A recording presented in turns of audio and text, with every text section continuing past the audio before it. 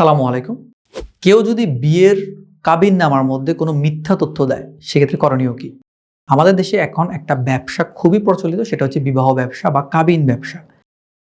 বিশেষ করে স্ত্রী লোকরা এই কাজগুলো করে থাকে। তারা একই সময় একাধিক জায়গায় বিবাহ করতেছে এবং পরবর্তীতে তারা কাবিননামার জন্য অর্থাৎ দেনমোহরের জন্য মামলা দায়ের করতেছে। অনেক জায়গায় এই ধরনের রিপোর্ট আসতেছে যে একই মহিলা একই সময় একাধিক স্বামীর সাথে বৈবাহিক সম্পর্কে জড়াচ্ছে, পরবর্তীতে প্রত্যেককে তালাক দিচ্ছে, দিয়ে আবার দেনমোহরের টাকা দাবি করতেছে।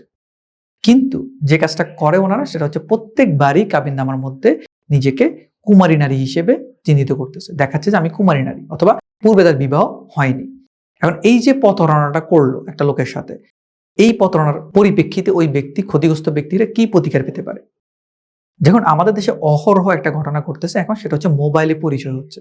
মোবাইলে যখন বিশেষ করে প্রবাসীর এটার ভিকটিম সবচেয়ে বেশি হয়, প্রবাস জীবনে থাকে, দেখা গেছে তার কাজ শেষ করে এসে তখন ফোনে কথা বলে একটু, তখন বিভিন্নভাবে বিশেষ করে ইমো, মেসেঞ্জার এগুলোতে বিভিন্ন অপরিচিত মহিলাদের সাথে কথা বলে, কথা বলতে বলতে সে সময় প্রেম প্রণয় হতে থাকে। তখন সে একসময় দেশে আসে এবং ওই মহিলাকে বিয়ে করে। কিন্তু এর আগে এই মহিলার হিস্ট্রিটা সে একবারও চেক করে দেখে না।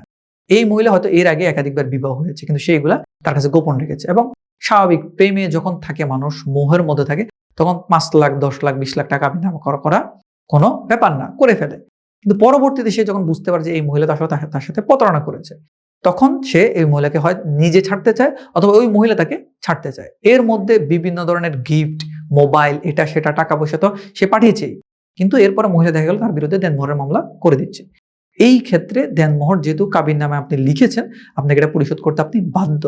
কিন্তু এই মহিলা যে আপনার সাথে প্রতারণা করেছে, এটার জন্য আপনি আইনি প্রতিকার পেতে পারেন। সেটা হচ্ছে এই যে কাবিন নামার মধ্যে উনি যে আপনার সাথে প্রতারণা করেছে, ওভারঅল তো প্রতারণা করেছে, উনি ওনার আইডেন্টিটি থেকে শুরু করে অনেক কিছু আপনার কাছে গোপন রেখেছে, আগের বিয়ে থেকে শুরু করে কোনো কিছু আপনাকে বলেনি। এটা একটা প্রতারণা। আর প্রতারণার সরাসরি প্রমাণটা হচ্ছে কাবিন নামা। কাবিন নামার মধ্যেই যদি উনি ইনপুট করে যে উনি কুমারী ছিলেন, কিন্তু আসলে ওনার, আপনি জানতে পারছেন উনি পূর্বে বিবাহ করেছে, চেষ্টা করবেন ওই পূর্বের বিবাহের কাবিন নামাটা সংগ্রহ করা যায়, যে কোনো জায়গায় গেলে পূর্বের কাবিন নামাটা সংগ্রহ করা যায়। ওই কাবিন নামা সংগ্রহ করে আদালত যদি প্রতারণা মামলা দায়ের করে, তখন ওনার বিরুদ্ধেও কিন্তু আইনগত ব্যবস্থা আপনি নিতে পারেন, এবং সেটা ফৌজদারি অপরাধ, এটার জন্য ওনার জেলও হবে। তো আপনি নিজে প্রতারিত হয়ে, ভুক্তভোগী হয়ে আপনি তার দেনমোহরে টাকা দেওয়া নিয়ে টেনশন করতেছেন। টেনশন না করে উল্টো তার বিরুদ্ধে প্রতারণা মামলা দায়ের করুন। আশা করি বুঝতে পেরেছেন। ধন্যবাদ। আসসালামু আলাইকুম।